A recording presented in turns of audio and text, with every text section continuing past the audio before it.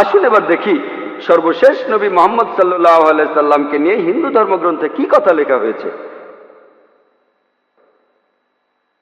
ভবিষ্য পুরাণায় উল্লেখ আছে 3 নম্বর পর্ব, 3 নম্বর খণ্ড, 3 অধ্যায়, 10 থেকে 27 নম্বর শ্লোক। বলা হয়েছে যে ম্লেচ্ছরা তারা আরবের ভূমিকে অপবিত্র করেছে, আর্য ধর্মকে সেখানে খুঁজে পাওয়া যায় না। এখানে কিছু শত্রু ছিল যারা অতীতে পরাজিত হয়েছে, কিন্তু এখন আরো শক্তিশালী শত্রু উপস্থিত হয়েছে। আমি একজন মানুষকে পাঠাবো যার নাম হবে মুহাম্মদ সাল্লাল্লাহু আলাইহি সাল্লাম। তিনি এই শত্রুদের ধ্বংস করবেন আর মানুষকে সুপথে পরিচালিত করবেন। হে ভোজ রাজা, তুমি কখনোই সেখানে যাবে না যেখানে পিশাচদের রাজত্ব, কারণ আমি আমার করুণা দিয়ে তোমাদের হৃদয়কে পবিত্র করব। তখন দেবদূতের মতো একজন মানুষ তিনি রাজার সামনে আসলেন আর বললেন, হে রাজা, আমাকে এখানে পাঠিয়েছেন ঈশ্বর পরমাত্মা। আর্য ধর্ম পৃথিবীতে বিরাজ করবে, যে ধর্মটা সত্য, দ্বীনুল হক, সেটা পৃথিবীতে বজায় থাকবে। আমাকে এখানে পাঠিয়েছেন ঈশ্বর পরমাত্মা, যাতে মাংসভোজীদের বিশ্বাসকে প্রতিষ্ঠা করা যায়। আমার অনুসারীরা হবে সেই লোকেরা যারা সুন্নতে খাতনা করবে, আর তাদের মাথার উপরে কোনো টিকি থাকবে না। তারা একটা বিপ্লব তৈরি করবে, তারা মুখে দাড়ি রাখবে, তারা প্রার্থনার জন্য আহ্বান করবে, বিধিসম্মত সব খাবারই খাবে, তবে তারা শূকরের মাংস খাবে না। তারা লতাগুল্মের মাধ্যমে পবিত্র হবে না, বরং যুদ্ধ বিগ্রহের মাধ্যমে পবিত্র। তাদেরকে বলা হবে মুসলমান, আর তারা হবে মাংসভোজী। এই ভবিষ্যৎবাণী যে একজন ঋষি আসবেন, আর সেই ঋষির নাম উল্লেখ করা হয়েছে মুহাম্মদ সাল্লাল্লাহু আলাইহি ওয়াসাল্লাম। আর বলা আছে তিনি মানুষ জাতিকে সঠিক পথে পরিচালিত করবেন। আমরা জানি মুহাম্মদ সাল্লাল্লাহু আলাইহি ওয়াসাল্লাম আরবদের পথ দেখিয়েছেন। সে সময়কে বলা হতো আয়ামে জাহেলিয়া, অর্থাৎ বিশৃঙ্খলার যুগ। তিনি তাদের আলো সন্ধান দিয়েছেন। আর বলা হয়েছে তার অনুসারীদের খতনা করা থাকবে। মুসলমানরা খতনা দেয়, তাদের মাথায় কোনো টিকি থাকবে না, মাথার পেছনে কোনো লেজ থাকবে না, মুসলমানদেরও থাকে না। তাদের মুখে দাড়ি থাকবে, মুসলমানরাও দাড়ি রাখে। তারা একটা বিপ্লব ঘটাবে, তারা প্রার্থনার জন্য আহ্বান করবে, আর সেটা হলো আজান। আমরা মুসলিমরা আজান দেই, নামাজের জন্য আহ্বান করি। তারা সব বিধিসম্মত খাবার খাবে, কিন্তু শূকরের মাংস তারা ছোবে না। আমরা মুসলিমরা শূকরের মাংস খাই না।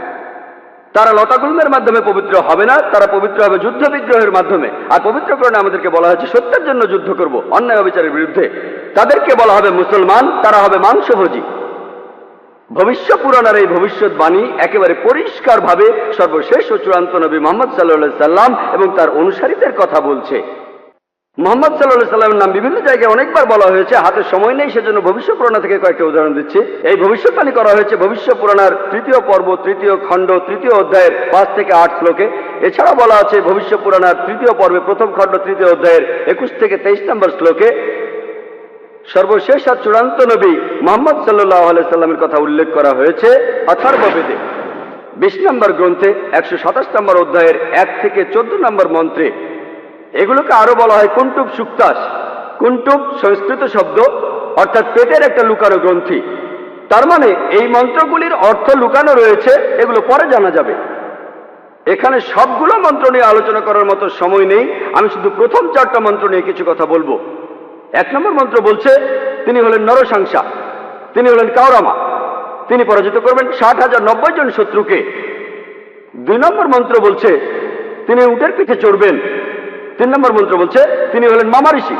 4 নম্বর মন্ত্রে তাকে আরো বলা হচ্ছে রেব। 1 নম্বর মন্ত্র বলছে তিনি হলেন নরসাংসা।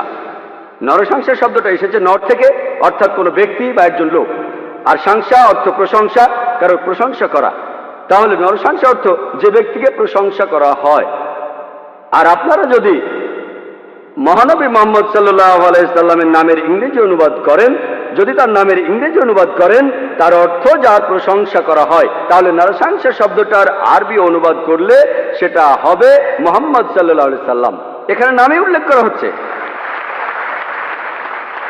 এরপর বলা হচ্ছে তিনি হলেন কাওরামা। এই কাওরামা শব্দটার একটা অর্থ সংস্কৃতিতে হলো শান্তির রাজপুত্র। আর মুহাম্মদ সাল্লাল্লাহু আলাইহি সাল্লাম শান্তির রাজপুত্র ছিলেন। আরেকটা অর্থ হলো যে বিদেশে যায়। হযরত মুহাম্মদ সাল্লাল্লাহু আলাইহি সাল্লাম হিজরত করেছিলেন মক্কা থেকে মদিনায়, তিনি বিদেশে গিয়েছিলেন। এছাড়া প্রথম মন্ত্রে আছে তিনি 60,090 জন শত্রুকে পরাজিত করবেন।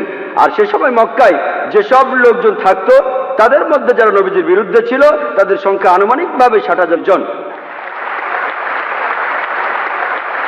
2 নম্বর মন্ত্র বলছে যে তিনি উটের পিঠে চড়বেন। কোন ইন্ডিয়ান ঋষি, কোন ব্রাহ্মণই কখনো উটের পিঠে চড়বেন না, কারণ মনুস্মৃতিতে বলছে 11 নম্বর অধ্যায়ের 202 নম্বর অনুচ্ছেদে বলা হয়েছে একজন ব্রাহ্মণকে কোনো গাধা বা উটের পিঠে চড়তে নিষেধ করা হয়েছে। এতে বোঝা যাচ্ছে ইনি কোনো ইন্ডিয়ান ঋষি নন। 3 নম্বর মন্ত্র বলছে তিনি মামা ঋষি। মামা অর্থ মহা, অর্থাৎ মহান ঋষি। আর এছাড়াও অন্যান্য ধর্মগ্রন্থ বলছে সেটা মোহাম্মদ ঋষি। 4 নম্বর মন্ত্র বলছে তিনি হলেন রেব। রেব অর্থ যিনি প্রশংসা করেন। আর মোহাম্মদ সাল্লাল্লাহু আলাইহি ওয়াসাল্লামের আরেকটা নাম হলো আহমদ সাল্লাল্লাহু আলাইহি ওয়াসাল্লাম, অর্থাৎ যিনি প্রশংসা করেন। তাহলে নবীজির এই অন্য নামটা এই আহমদ শব্দটা সংস্কৃত করলে পাবেন রেব। আর এ কথাটাই রয়েছে অথর্ব বেদে। এই মন্ত্রগুলি কুন্টুব সুক্তাস, এই মন্ত্রগুলি শুধু একজনকে নির্দেশ করছে, তিনি সর্বশেষ চূড়ান্ত নবী মুহাম্মদ সাল্লাল্লাহু আলাইহি ওয়াসাল্লাম। আমি কয়েকটা ভবিষ্যৎবাণীর কথা বলবো, এছাড়াও আরো আছে। মুহাম্মদ সাল্লাল্লাহু আলাইহি সাল্লাম, তার কথা বলা হয়েছে অথর্ব বেদে 20 নম্বর গ্রন্থের 21 নম্বর অনুচ্ছেদের 6 নম্বর পরিচ্ছেদে বলা হয়েছে যে একজন কারু, সে পরাজিত করবে 10,000 শত্রুকে কোন রকম যুদ্ধ ছাড়াই। এখানে আহজাবের যুদ্ধের কথা বলা হচ্ছে, খন্দকের যুদ্ধের কথা পবিত্র কোরআনে সূরা আহজাবে আছে। আর কারু সংস্কৃত ভাষায় এর অর্থ যে ব্যক্তি প্রশংসা করে, যেটা মুহাম্মদ সাল্লাল্লাহু আলাইহি সাল্লামের দ্বিতীয় নাম আহমেদের অনুবাদ। যে ব্যক্তি প্রশংসা করে, এখানে বলা হচ্ছে যে ব্যক্তি প্রশংসা করে অর্থাৎ আহমদ, তিনি 10,000 শত্রুকে পরাজিত করবেন কোনো যুদ্ধ ছাড়া। আমরা জানি যে খন্দকের যুদ্ধে শত্রু বাহিনীতে আনুমানিক 10,000 সৈন্য ছিল, আর এই যুদ্ধে মুসলমানরা কোনো যুদ্ধ ছাড়াই জিতেছিল। নবীজির কথা আরো আছে অথর্ব বেদে 20 নম্বর গ্রন্থের 21 নম্বর অনুচ্ছেদের 7 নম্বর পরিচ্ছেদে বলা হয়েছে যে আভান্দু, তিনি 60,090 জন শত্রুকে আর 20 জন গোত্র প্রধানকে পরাজিত করবেন। আভান্দু একটা সংস্কৃত শব্দ যার অর্থ যে প্রশংসা করে। এটা মুহাম্মদ সাল্লাল্লাহু আলাইহি ওয়াসাল্লামের নামের অনুবাদ। আরো বলা আছে যে তিনি হবেন এতিম। আর আমরা এখন ইতিহাস থেকে জানি সে সময় আনুমানিক 20 জন গোত্র প্রধান ছিল মক্কা শহরে, যারা নবীজির কাছে পরাজিত হয়েছিল। আর মক্কার যেসব লোক তার বিপক্ষে ছিল তারা ছিল প্রায় 60,000। এই ভবিষ্যৎবাণীর কথা আরো আছে ঋগ্বেদে 1 নম্বর গ্রন্থের 3 নম্বর অনুচ্ছেদের 9 নম্বর পরিচ্ছেদে। এখানে সংস্কৃত শব্দ হলো সুশ্রামা। সুশ্রামা এটাও একটা সংস্কৃত শব্দ যার অর্থ যে ব্যক্তি প্রশংসা করে, যেটা মুহাম্মদ সাল্লাল্লাহু আলাইহি ওয়াসাল্লামের নামের অনুবাদ। আরো অনেক ভবিষ্যৎবাণী আছে, এখানে সময় কম তাই সবগুলো বলতে পারছি না। নবীজির কথা আরো বলা হয়েছে সামবেদে উত্তর চিকে 15 নম্বর মন্ত্রে বলা হয়েছে যে আহম্মদ তাকে দেওয়া হয়েছে অবিনশ্বর আইন। এখানে নবীজির নাম বলা হয়েছে আহমদ সাল্লাল্লাহু আলাইহি সাল্লাম, তাকে দেওয়া হয়েছে অবিনশ্বর আইন। পবিত্র কোরআন এটাই তার শরিয়া। কিন্তু যদি এই অনুচ্ছেদটার অনুবাদ পড়েন, আহমদ শব্দটা আসলে আরবি শব্দ, তারা এটার অনুবাদ করতে পারেনি, তাই লিখেছে আহাম মাটি। আহা আর মাটি সংস্কৃত শব্দ যার অর্থ আমার বাবা। তার মানে আমার বাবাকে দেওয়া হয়েছে অবিনশ্বর আইন। অনুবাদটাতে আপনারা আলাদা শব্দ দেখবেন, তবে অরিজিনাল গ্রন্থে আছে আহমদ। এই আহমদ শব্দটা হিন্দু ধর্মের অন্যান্য গ্রন্থগুলোতেও রয়েছে, যেমন আছে সামবেদে ইন্দ্র 2য় অধ্যায়ের 152 নম্বর মন্ত্রে নবীজিকে আহমদ বলে ডাকা হয়েছে যজুর্বেদে 31 অধ্যায়ের 18 অনুচ্ছেদে। ঋগ্বেদের 8 নম্বর গ্রন্থের 6 নম্বর অনুচ্ছেদের 10 নম্বর পরিচ্ছেদে। এছাড়া মহানবী সাল্লাল্লাহু আলাইহি সাল্লামকে বলা হয়েছে আহমদ, সেটা আছে অথর্ববেদের 8 নম্বর গ্রন্থের 5 নম্বর অনুচ্ছেদের 16 নম্বর পরিচ্ছেদে। এছাড়াও আছে অথর্ববেদের 20 নম্বর গ্রন্থের 126 অনুচ্ছেদের 14 পরিচ্ছেদে। মহানবী সাল্লাল্লাহু আলাইহি সাল্লামকে শুধু আহমদ নামে ডাকা হয়নি, আহমদ উনার একটা নাম, তাকে আরো বলা হয়েছে নরসংসা অনেক জায়গায়, হিন্দু ধর্মগ্রন্থের অনেক জায়গায়। আর আমি আগেও বলেছি যে নরসংসা শব্দটা এসেছে নর থেকে, যার অর্থ একজন মানুষ বা একজন ব্যক্তি। আর সংসা যার অর্থ প্রশংসা, প্রশংসা করা। তাহলে নরসংসা অর্থ যে ব্যক্তির প্রশংসা করা হয়। এটাই হলো সর্বশেষ চূড়ান্ত নবী মুহাম্মদ সাল্লাল্লাহু আলাইহি সাল্লামের নামের সঠিক ইংরেজি অনুবাদ। নবীজিকে হিন্দু ধর্মের গ্রন্থগুলিতে অনেক জায়গায় নরসংসা বলে ডাকা হয়েছে। ঋগ্বেদের 1 নম্বর গ্রন্থের 13 নম্বর অনুচ্ছেদের 3 পরিচ্ছেদে, ঋগ্বেদের 1 নম্বর গ্রন্থের 18 অনুচ্ছেদের 9 পরিচ্ছেদে, ঋগ্বেদের 1 নম্বর গ্রন্থের 106 নম্বর অনুচ্ছেদের 4 পরিচ্ছেদে, ঋগ্বেদের 1 নম্বর গ্রন্থের 142 নম্বর অনুচ্ছেদের 3 পরিচ্ছেদে, ঋগ্বেদের 2 নম্বর গ্রন্থের 3 অনুচ্ছেদের 2 পরিচ্ছেদে, ঋগ্বেদের 5 নম্বর গ্রন্থের 5 অনুচ্ছেদের 2 নম্বর পরিচ্ছেদে, ঋগ্বেদের 7 নম্বর গ্রন্থের 2 অনুচ্ছেদের 2 নম্বর পরিচ্ছেদে, ঋগ্বেদের 10 নম্বর গ্রন্থের 64 অনুচ্ছেদের 3 পরিচ্ছেদে, ঋগ্বেদের 10 নম্বর গ্রন্থের 182 নম্বর অনুচ্ছেদের 2 নম্বর পরিচ্ছেদে, যজুর্বেদের 21 নম্বর অধ্যায়ের 31 অনুচ্ছেদে, যজুর্বেদের 21 নম্বর অধ্যায়ের 55 নম্বর অনুচ্ছেদে, যজুর্বেদের 20 নম্বর অধ্যায়ের 37 অনুচ্ছেদে, যজুর্বেদের 20 নম্বর অধ্যায়ের 57 নম্বর অনুচ্ছেদে, যজুর্বেদের 28 অধ্যায়ের 2 অনুচ্ছেদে, যজুর্বেদের 28 অধ্যায়ের 19 অনুচ্ছেদে, যজুর্বেদের 28 অধ্যায়ের 42 নম্বর অনুচ্ছেদে। এখানে শুধু রেফারেন্সগুলোই অনেকক্ষণ বলা যাবে। যেখানে নবী মুহাম্মদ সাল্লাল্লাহু আলাইহি ওয়াসাল্লামের নাম উল্লেখ করা হয়েছে তাকে বলা হয়েছে নরশংসা, অনেক জায়গায় বলা হয়েছে হিন্দু ধর্মগ্রন্থের। শুধু হিন্দু ধর্মগ্রন্থে মুহাম্মদ সাল্লাল্লাহু আলাইহি ওয়াসাল্লাম সম্পর্কে কি বলা আছে তার উপরই আমি একটা লেকচার দিতে পারবো। আমি শুধু আরেকটা ভবিষ্যৎবাণীর কথা বলবো কল্কি অবতার সম্পর্কে। আর নবীজিকে কল্কি অবতার বলা হয়েছে ভগবত পুরাণায় 12 নম্বর খণ্ড 2 নম্বর অধ্যায় 18 থেকে 20 নম্বর শ্লোকে বলা হয়েছে তিনি জন্মগ্রহণ করবেন যার ঘরে তার নাম বিষ্ণু ইয়াস, একজন মহাপ্রাণ ব্যক্তি যিনি শাম্বালা শহরের প্রধান, এবং তাকে যে নামে ডাকা হবে সেটা হলো কল্কি। 19 আর 20 নম্বর মন্ত্র বলছে যে তিনি হবেন এই পৃথিবীর সর্বময় প্রভু। তার থাকবে কিছু অসাধারণ চারিত্রিক গুণাবলী এবং তার থাকবে 8টি বিশেষ বৈশিষ্ট্য। 8টি বিশেষ বৈশিষ্ট্য তাকে দেয়া হবে একটি বাহন, একটি ঘোড়া, দেবদূত নিয়ে আসবে, আর তিনি একটি ঘোড়ায় চড়বেন, তার হাতে থাকবে তরবারি, তিনি শত্রুদের পরাজিত করবেন আর ফেরেশতারা তাকে সাহায্য করবে। এছাড়াও বলা আছে ভগবত পুরাণায় 1 নম্বর খণ্ডে 3 নম্বর অধ্যায়ের 25 নম্বর শ্লোকে যে তিনি জন্মগ্রহণ করবেন কলিযুগে। কল্কি অবতার জন্ম নেবেন কলিযুগে, যে সময় রাজারা ব্যবহার করবে ডাকাতের মতো। আর তিনি জন্মগ্রহণ করবেন বিষ্ণু ইয়াসের ঘরে এবং তার নাম হবে কল্কি। একই কল্কি অবতারের নাম উল্লেখ করা হয়েছে কল্কি পুরাণায় 2 নম্বর অধ্যায়ের 4 অনুচ্ছেদে। বলা হয়েছে যে তিনি জন্মগ্রহণ করবেন বিষ্ণু ইয়াসের ঘরে। কল্কি পুরাণা 2 নম্বর অধ্যায়ের 5 অনুচ্ছেদে বলছে তাকে সাহায্য করবে তার 4 জন সহচর তার ধর্ম প্রচার করতে। কল্কি পুরাণা 2 নম্বর অধ্যায়ের 7 অনুচ্ছেদে বলা হচ্ছে যে দেবদূতরা তাকে যুদ্ধক্ষেত্রে সাহায্য করবে। কল্কি পুরাণা 2 নম্বর অধ্যায়ের 11 অনুচ্ছেদে বলছে যে তিনি জন্মগ্রহণ করবেন বিষ্ণু ইয়াসের ঘরে এবং সুমতির গর্ভে। আর কল্কি পুরাণা 2য় অধ্যায়ের 15 অনুচ্ছেদ বলছে যে তিনি মাদল মাসের প্রথম অর্ধাংশে জন্ম নেবেন। শুধুমাত্র কল্কি অবতারের উপরে একটা লেকচার দেওয়া যায়। আমি এখানে সংক্ষেপে কয়েকটা পয়েন্ট বলছি। এই ভবিষ্যৎবাণী এগুলো বলছে। 1 নম্বর পয়েন্ট বলা হয়েছে যে কল্কি অবতার তার বাবার নাম সেটা হবে বিষ্ণু ইয়াস। বিষ্ণু ইয়াসের অর্থ দাঁড়াবে যে বিষ্ণুর উপাসনা করে, যে ঈশ্বরের উপাসনা করে। আর আমাদের প্রিয় নবী মুহাম্মদ সাল্লাল্লাহু আলাইহি ওয়াসাল্লামের বাবার নাম ছিল আব্দুল্লাহ। এটার অর্থ যে আল্লাহর উপাসনা করে, যে ঈশ্বরের উপাসনা করে। 2 নম্বর পয়েন্ট কল্কি অবতার যে মায়ের গর্ভে জন্মাবে তার নাম হবে সুমতি।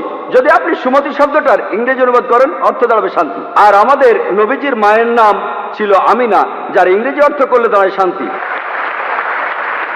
এরপরে বলা হয়েছে তিনি যেখানে জন্মাবেন সেই গ্রামের নাম হবে শাম্বালা। শাম্বালা শব্দটার অনুবাদ করলে অর্থ দাঁড়াবে একটি শান্তিপূর্ণ এলাকা। আমরা জানি মুহাম্মদ সাল্লাল্লাহু আলাইহি ওয়াসাল্লাম মক্কায় জন্মেছিলেন। মক্কার আরো একটা নাম ছিল দারুল আমান, অর্থাৎ কোনো একটি শান্তিপূর্ণ এলাকা। তাহলে একথাও বলা আছে যে তিনি মক্কায় জন্মাবেন। এছাড়া বলা আছে যে তিনি জন্মগ্রহণ করবেন শাম্বালা শহরের প্রধানের ঘরে। আমরা জানি যে তিনি মক্কার প্রধান ব্যক্তির ঘরে জন্মেছিলেন। তিনি মক্কার প্রধান ব্যক্তির ঘরে জন্মেছিলেন, কুরাইশ গোত্রে জন্মেছিলেন। আরো বলা আছে তিনি মাধব মাসের প্রথম অর্ধাংশে 12 তারিখে জন্মাবেন। আমরা জানি যে মুহাম্মদ সাল্লাল্লাহু আলাইহি সাল্লাম রবিউল আউয়াল মাসে প্রথম অর্ধাংশে জন্মেছিলেন 12 তারিখে। এই ভবিষ্যৎবাণী যে তিনি মাধব মাসের 12 তারিখে জন্মাবেন, এটার অর্থ রবিউল আউয়াল মাসের 12 তারিখে। এছাড়া আরো বলা আছে যে এই কলকি অবতার তিনি হবেন সর্বশেষ ঋষি। ঠিক এই কথাটাই কোরআনে আছে, সূরা আহজাবের 40 নম্বর আয়াতে উল্লেখ করা আছে যে মা কানা মুহাম্মাদুন আবা আহাদিন মির রিজালিকুম ওয়ালাকিন রাসূলুল্লাহ ওয়া খাতামুন নবিয়্যিন ওয়া কানা আল্লাহু বিকুল্লি শাইইন আলিমা। এর অর্থ মুহাম্মদ সাল্লাল্লাহু আলাইহি সাল্লাম তোমাদের মধ্যে কোনো পুরুষের পিতা নহেন, বরং তিনি হলেন আল্লাহর রাসূল এবং তিনি হলেন এই পৃথিবীর চূড়ান্ত নবী, তিনি শেষ নবী। নিশ্চয়ই আল্লাহ সর্ববিষয়ে জ্ঞাত। আরো বলা আছে যে এই কলকি অবতার জ্ঞান আরোহণ করবেন পরশুরামের কাছ থেকে, অর্থাৎ মহান স্রষ্টা একটা পাহাড়ের উপর। আমরা জানি মুহাম্মদ সাল্লাল্লাহু আলাইহি সাল্লাম প্রথম আয়াতটা তিনি পেয়েছিলেন গারে হেরায়, জাবলে নূরে, অর্থাৎ নূরের পাহাড়ে, গারে হেরায়।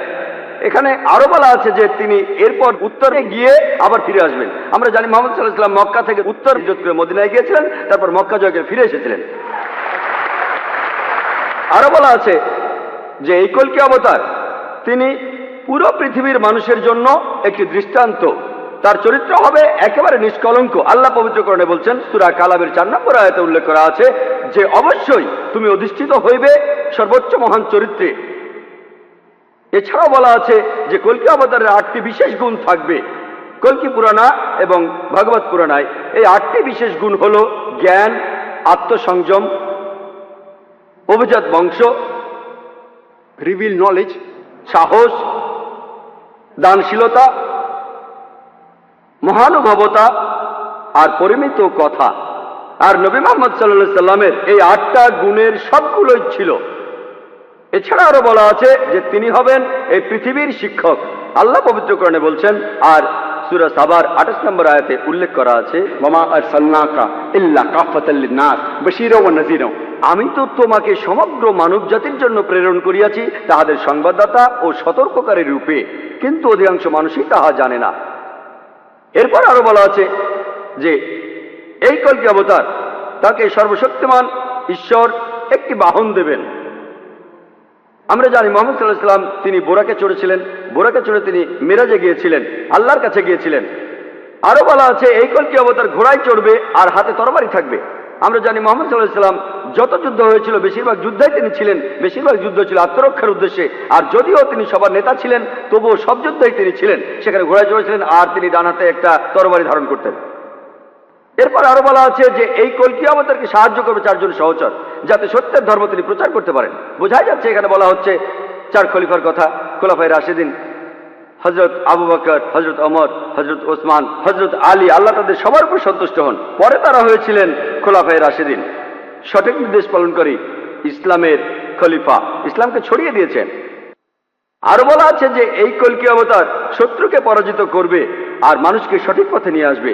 আমরা জানি মুহাম্মদ সাল্লাল্লাহু আলাইহি সাল্লাম শত্রুকে পরাজিত করেছিলেন আর আরবদের তিনি আয়ামে জাহেলিয়া থেকে, অজ্ঞতার যুগ থেকে সত্যের পথে এনেছিলেন। আরেকটা কথা বলা আছে যে দেবদূতরা তাকে যুদ্ধের ময়দানে সাহায্য করবে। আমরা জানি মুহাম্মদ সাল্লাল্লাহু আলাইহি সাল্লামকে ফেরেশতারা বিভিন্ন যুদ্ধে সাহায্য করেছিলেন, যেমন বদরের যুদ্ধে। পবিত্র কোরআনেও আছে, সূরা আল ইমরানের 123 থেকে 25 নম্বর আয়াতে উল্লেখ আছে। এছাড়াও সূরা আনফালের 8 এবং 9 নম্বর আয়াতে উল্লেখ আছে।